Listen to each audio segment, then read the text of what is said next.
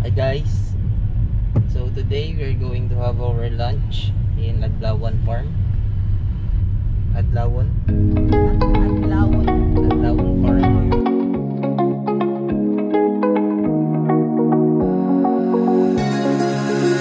Now that I'm looking back, I can see all the signs I tried to fill in the cracks that were spread in my mind, but I was all out of hope, lost in an endless maze. The emptiness had unfolded just like a void, but you broke the coldness somehow and lit up a flame.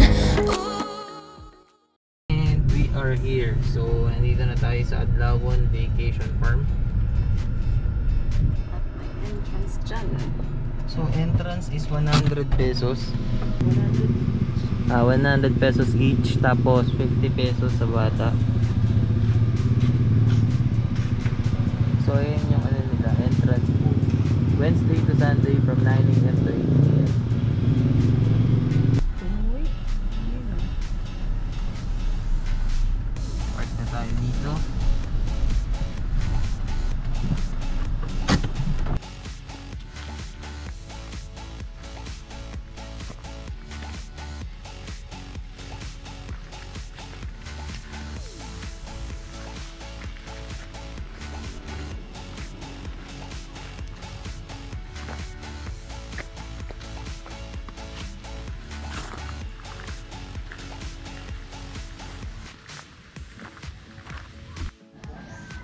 Ayan, so nandito na tayo sa Adlawan Farm.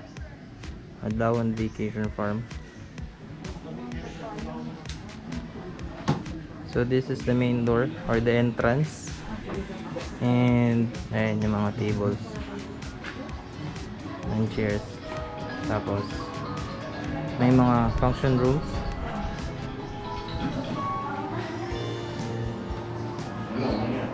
Ayan, so this is how it looks like dito sa loob.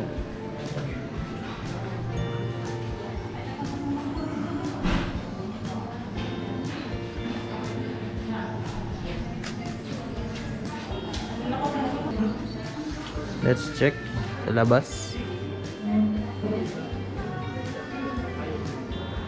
So ito yung itsura sa labas ng Adlawan Vacation Farm.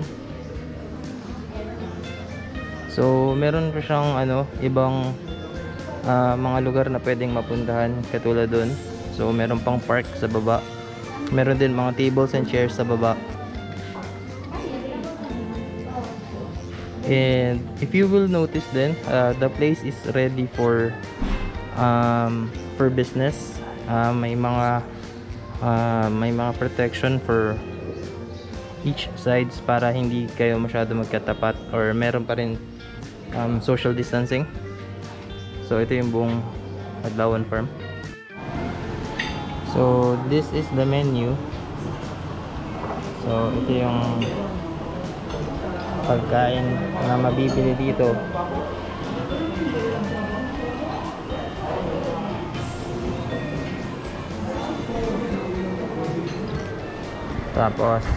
Tapos ito yung kabilang side.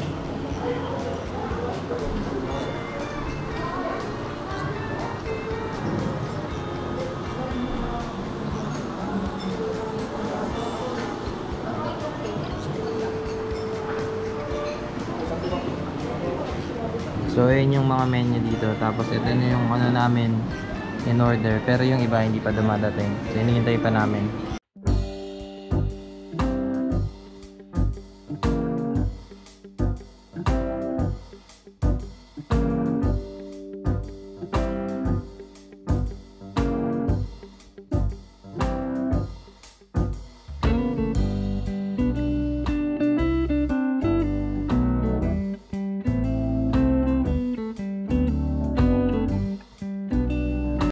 This motovlog was made possible by Padhesive Philippines. They offer stickers, tarpaulin printing, and motorcycle decals. You can contact them at 032-236-4 4681 or visit their Facebook page by simply searching for Padhesive Philippines. They are located at SB Cabao Street, Ibabaw, Mandawi City. Alright, so without any further ado, let's go back to our video. Yeah, so let's go. Tapos namin kumain. And ikutin na namin yung Adlawan Vacation Farm. Dito muna kami sa may may parang park nila.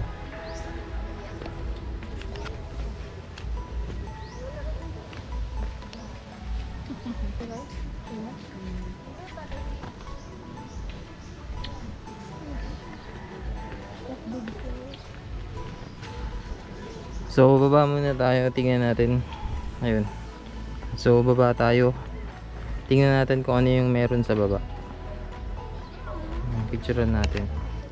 Animal Watch, camping area, river, pet station, and comfort room. So this place is very huge, guys. Madami kayong mga pwedeng gawin dito. So it's really a vacation farm. There's a lot of things that you can do with their activity areas nila.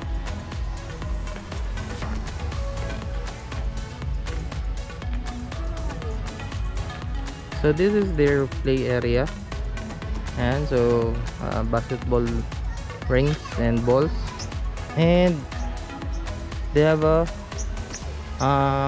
patio. So this is a patio where you can do a bonfire, and so stick, and they have a fountain. Afternoon. So this is the souvenir area, and so lots of souvenirs.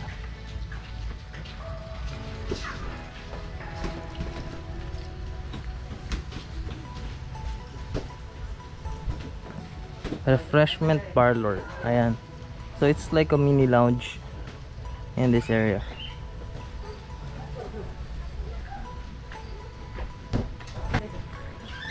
So ito yung parang mini zoo nila. So they have ayun, cute little birds. Actually madami sila. Apat. There are 4 of them. And then meron silang tupa, sheep, ayan, and rabbits. So they have rabbits. So dito naman tayo sa kabilang side. So dito naman tayo sa kabilang part. So they have a room if you wanna go glamping here. So they have a tent, they have rooms, and dito naman tayo sa banda dito. Let's see kung anong mga meron dito. Ayan. So di ko nadala yung ano ko yung tawag dito, yung pole or yung stick. So handheld ko lang yung GoPro ngayon. So medyo maraming tao sa part na to.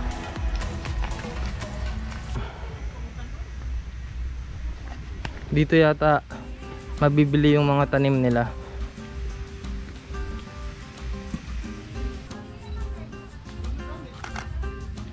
Wow, sobrang ganda dito, oh.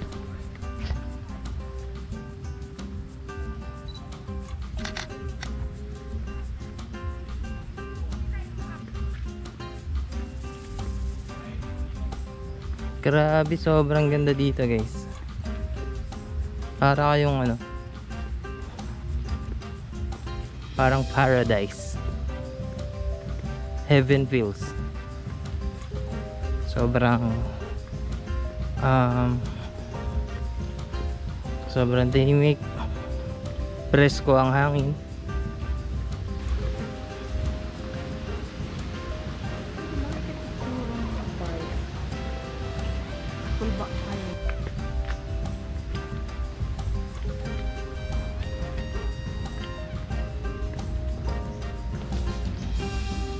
So sobrang laki niya, guys. So ito yung basketball court nila na ano, ayun, obviously hindi pa siya na natapos. Oh, meron siyang isang court, isang ring. Yung half wala pa, hindi pa nagagawa.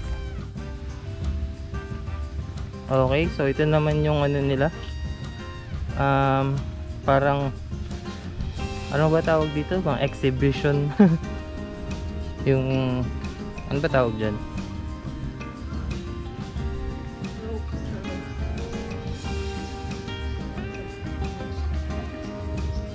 For activity area. So if group kayo pupunta dito and you just wanna have, you know, some activities, challenges, so ganyan lang yung gagawin nyo.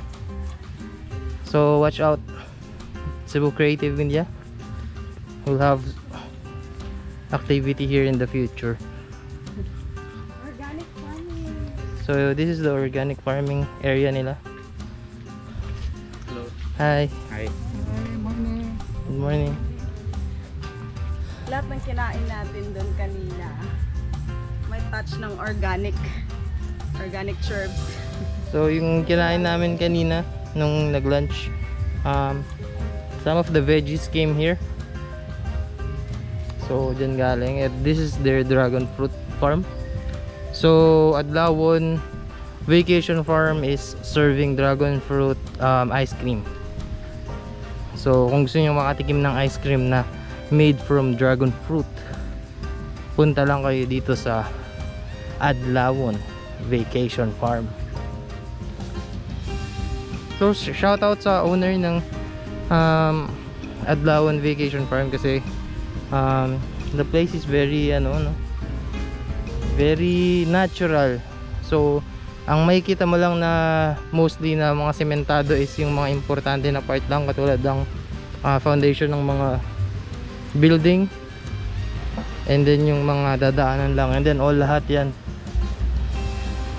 it's all natural. So sobrang dami tanim. So this is the Lady of Manawag.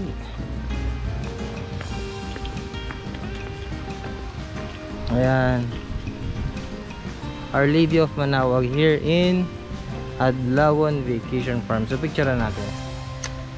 So ikutin lang namin yung farm. So meron din silang mga mga puno ng mangga, ayan. And some other tourists here.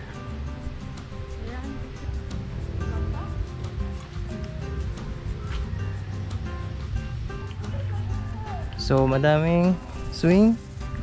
They have a lot of swings sa mga nila.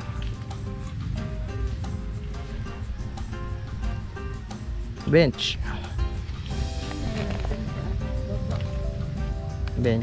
So, ayun siguro yung dulo. Parang naging wall nila yung mga kawayan. So goats. Kasabay mo. Napagalang do.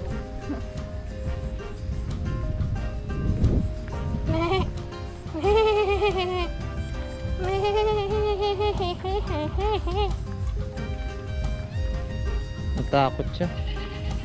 Lakad siya lang ng lakad. Sobrang ganda ng lugar. Picturean muna natin. Bench. Oh. Sexy, oh. So this is their Sa plantation. ayan. So ayun yung nila. Map. Tour guide Map of the whole 9 hectares. 9 hectares. Sobrang laki. So this is Dito tayo kanina, Adlawon Vacation Farm. Grabe. Grabe manual yung drawing So this is the plant area. So nandito yung mga binibenta nilang tanim. Ayan.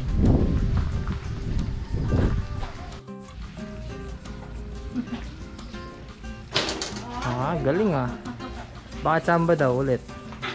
Galing, shoot pa rin Hindi nga tsamba. So that's our vlog for today. I hope nagustuhan nyo. Adlawon Vacation Farm. Very affordable and very nice place. Ayun. So thank you. And like, share, and subscribe. Bye bye.